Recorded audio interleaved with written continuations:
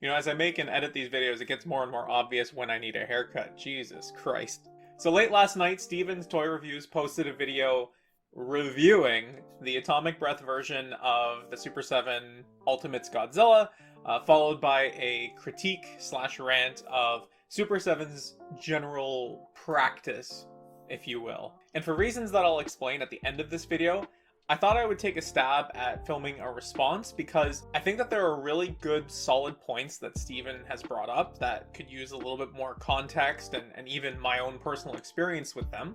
And I also think that there are points that I don't really agree with Steven on, and I would like to kind of rebut them a little bit. Now, I'm not doing this to start drama, so if you're here for drama, you're not going to find any. I can separate the points out from the person, and I can critique the points without critiquing the person. I have mad respect for Steven. He's an OG. He's been around a lot longer than I have doing this stuff, and I respect the fact that he's basically risking his professional relationship with Super 7 to make a video like this in which serious and valid concerns are being brought up. So with that, I'll get on to the first point. One of the first points that Steven brings up is that Brian Flynn states that the collecting hobby didn't really see any kind of boom during the pandemic, where there is documented evidence that collecting as a whole did grow during the pandemic. Brian said during an interview that Super 7 has slowly and steadily grown as a business over the years, and that for them, they didn't really see that kind of big boom during the pandemic. At least not like other companies may have experienced. And because of that slow and steady increase as a company, they were able to start offering larger waves like we were seeing with Mighty Morphin Power Rangers and Teenage Mutant Ninja Turtles. But then as the economy and as people started getting caught up with sort of the damage that the pandemic was having on our finances, people were starting to ask companies like Super 7 to start slowing down with their products. And as an example, we saw Mighty Morphin Power Rangers Wave 4 go from 5 figures down to 3. 2 new molds and 1 repaint. Or not repaint, slight retool, I think. Brian further evidences this by referring to the Super 7 order numbers that they were seeing, which were low across the board, and so low to the point that waves like Disney Wave 5 and MMPR Wave 4 got cancelled. Or at least mostly cancelled. The White Ranger ended up getting made. So I think Steven saying that collecting boomed during the pandemic and Brian saying that it didn't really impact Super 7 can coexist at the same time. So I'm not saying that Steven's lying or anything like that. I'm just adding the context that Brian is saying that the collecting booming didn't really happen for them. The second point that I want to talk about, Silverhawks. Now, Steven does a really good job summarizing the story and the history and the frustration surrounding Waves 1 and 4. In short, Super 7 announced Ultimate Silverhawks and said that vac metal, like the original Kenner toys, would not be something that they could do. And to Brian's credit, he really thoroughly explained what the manufacturing process would have to be like and why it couldn't be done. Only to fast forward 2 years and all of a sudden, they were doing them. And at a higher price point. Now, to give Super 7 credit, Brian went to explain why they were now able to do these things after 18 months of testing and why they were at a higher price point. Part of the difficulties include that the factories just didn't want to make these figures because of a really high defect rate that you get when you work with vac metal. And also, they are having one of their domestic Californian employees fly out to China to sit in the factory and hand inspect each piece that comes out of the process. And because vac metal is so temperamental, there's going to be a lot of defects which they needed to account for in the cost of the figures. So when you see that price tag, while there is a story behind it, it's still going to sting for the people who forked over cash for a product that they were never really completely satisfied with in the first place. The timing around this wave was also really poor. I understand trying to get these things into people's hands since there's so much noise and clamoring for this version of the characters that they love, but announcing it before customers even get Wave 1 that they paid for in hand, it's gotta burn. Hindsight is 2020, of course, but I think that if they had gone the route of Thundercats, where they got most of the core cast done in those cartoon colors before doing the toy versions, I think people would have generally been less disappointed with the vac metal versions. Now, something to add on to what Steven was saying, as he mentioned in an interview with We Want More Thundercats that was posted, but he didn't have a chance to watch prior to recording his video. But in that interview, Brian says that the vac metal versions of these figures, those sales were low enough not to cancel them, but they are considering the route of making them a con exclusive rather than in the main line. Now, I don't know the Thundercats or Silverhawks crowd at all. Like, I only see what people comment. But I don't think that the low sales for Wave 4 are solely because people didn't want these things. I think that there's a general sense of frustration that has soured people on the line because of what's happened here. That's just my guess, but I don't think that making vac metal versions exclusives is the route to go. I think that this whole process regarding Silverhawks has been a learning moment that hopefully they can take forward into how they do future waves for this line and for other lines. The third point that Steven brings up in his video is the Nosferatu figure from Super7. Super7 solicited the black and white version last year, and as that started to land in customers' hands, they solicited a colored version. Now, Steven says that if he himself had ordered the black and white version, only to find out that there was a colored version coming later that he would have preferred, he would feel burnt as a customer. And as reasonable of an opinion that is, I don't think that it can necessarily be levied as an argument against Super7. Because I can just as easily say, I only care for the black and white version. Make as many variants as you want. I got mine, I'm happy others can get theirs.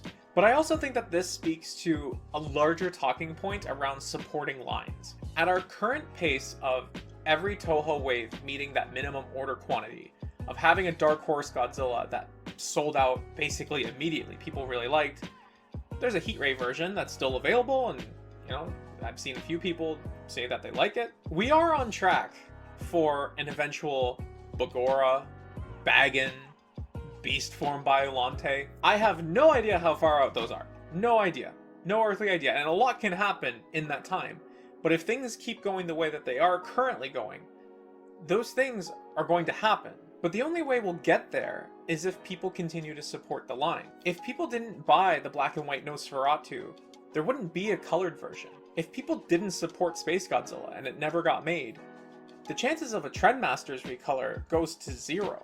I agree wholeheartedly with Steven that you should only buy figures if you are happy with what you are getting for the price that you're paying. I want Toho Ultimates to continue, but I would never tell you to keep buying them so that I get the thing that I want. But as companies gain more experience, as they do recolors, which all of them thrive on and survive on, as they make retools or as they make complete remasters, I think it's really important to not let resentment poison your experience around these toys. The Silverhawks situation is a little bit different. Like, mind you, because customers were told this can't happen, and then it happened 18 months later. The fourth point I want to talk about is Super7's exclusive glow-in-the-dark Teenage Mutant Ninja Turtle figures. Pre-orders were available exclusively on Super7 for all of the figures that they've done so far, but all of them were made available to retail partners after the fact. I don't collect turtles, but if I did, ordering the 4 brothers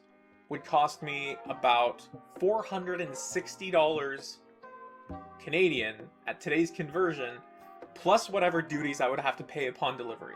Like, let's just make it an even 500 Canadian dollars. And I might have done that, because Super7 told me that's the only way to get them. Fast forward to today, where not only are they available at a Canadian e-tailer, they're on clearance. Ordering these to my door today would cost me about 317 Canadian dollars after tax. That's not cool. Now, I'm sympathetic to the idea that people miss out on pre-order windows, and there's always going to be a little bit of demand once people get these things in hand and see how cool they are. But this situation is entirely different, and it's something that seems exclusive to the Teenage Mutant Ninja Turtles line. I have yet to see any of the Thundercats Super7 exclusives, like the Ghost Jaga, or the Yellow Chitara, or the Reptile Warriors.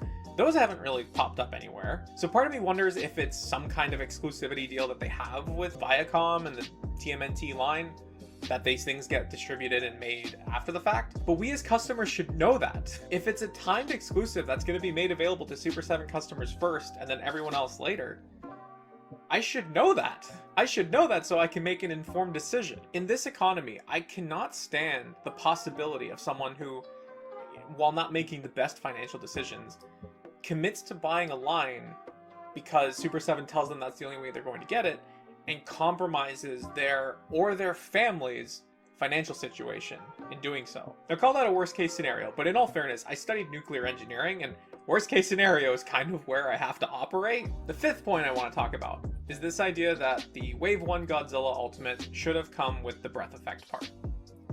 That's Steven's opinion. I do not share that opinion. That is not to say that he's wrong and I'm right, or vice versa. It's just a difference of opinion. Breath effects are being reserved for the atomic repaints pretty much across the board at this point, and I think that saving this particular beam effect for a version with painted spines makes sense from a creative perspective. But I'm also not saying that this figure is okay for the price point. If you're going to reuse 90% of an existing figure, then I think that there should be more things in the box to make the price a little bit more digestible. Like, just thinking through customers, if they care enough about effects pieces to buy a beam variant, maybe they would also appreciate some building pieces or some military vehicles just to sweeten the deal a little bit more. As it stands, I don't think it's enough on its own to warrant the price. Like, I'm not going to buy it. But I would not go as far as to say that the beam effect should have been in Wave 1. For thematic reasons. And it's for those thematic reasons that I also don't agree with Steven when he says that the Heat Ray version retroactively makes Wave 1 worse. Now, before I get on to my sixth point, let's stick with the Heat Ray version for a moment. Had you known a Heat Ray version was in the pipeline, would that have changed your reception or impression of Wave 1? Would it have changed your purchasing decisions? What if I told you that the existence of a Heat Ray version had been shared by Super7 as early as July 2022? What would you think? Roll the clip. Why no beams? Why no beams? No beams.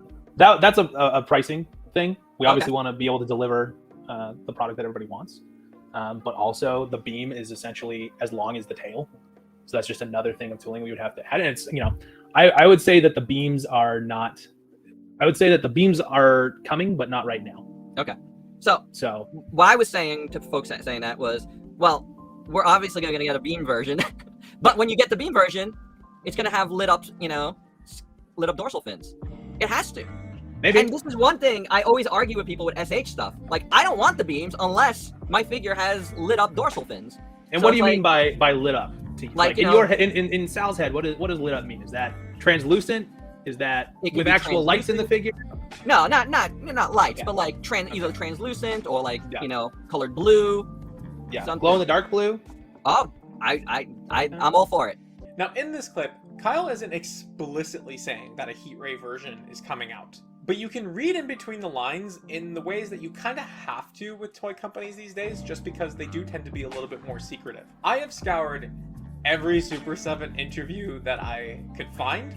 I'm kind of obsessive in that way. And I can tell you that Kyle has given away the Heat Ray variant, he's given away Super Mechagodzilla, and he's given away Dark Horse Godzilla, all before they were formally announced. In fact, he's also given away that Fire Rodan will be the first version of Rodan we see from the Heisei series, and it's something that we could see as early as Wave 5. I'm not sitting here seriously expecting anybody to scour these hour-long conversations like I do, but that does lead me to my sixth point. Super7's communication strategy. I said in my last video that the vast majority of information around products and goals of the company are shared during podcasts or interviews, more so than their social media. When Super7 started with the Transformers Ultimates, they formally announced the first 3 waves of figures and named the 12 characters that we would be expecting. At PowerCon earlier this year, they announced that TMNT would start exploring some of the 2003 iterations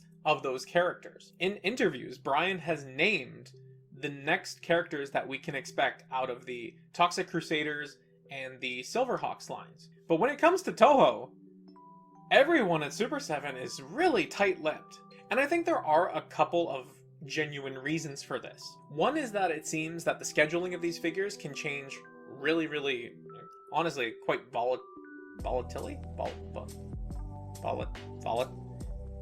It's schedule changes can be quite volatile. Those 2003 waves that we heard about for Teenage Mutant Ninja Turtles back at PowerCon, yeah, that schedule's already changed. And if schedules can change that rapidly, why even bother telling people what to expect next? And secondly, I think that knowing what comes later kind of cheapens what's coming out now. I'll give you an example. If I told you that Beast Form Biollante was coming in Toho Wave 6, when we haven't seen Wave 5, when Wave 5 gets to be revealed as Fire Rodan and Flying Form Destoroyah, that is my formal guess by the way, how would you feel about it?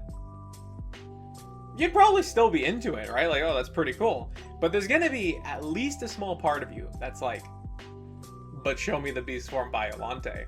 Part of why I started being active on Twitter, and even now I'm content creating on YouTube, was because Super7 was so scarce with details about their line, and I wanted to kind of do the work and document whatever I could find in some place where I could share it with other people that enjoy this line like I do.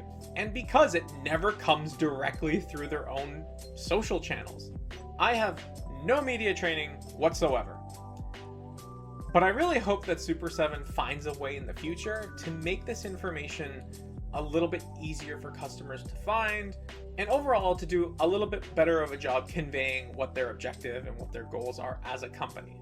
Now, if you've watched Steven's video, you'll notice that there's one big glaring topic he brought up that I didn't talk about at all, and that's this guy. The super PAC that is incredibly controversial. The super PACs are going to be the focus of my next video. Steven's video covered a lot of the topics that I was planning to record today, and so instead of just kind of scrapping it all and starting fresh, I'm just trying to untangle some of the themes and to give these topics the time that they deserve. So let me know what you think. If you haven't watched Steven's video, you should definitely go watch it. Do you agree? Do you disagree? Let me know what you think in the comments down below. Thank you so much for watching, and hopefully I'll talk to you again soon.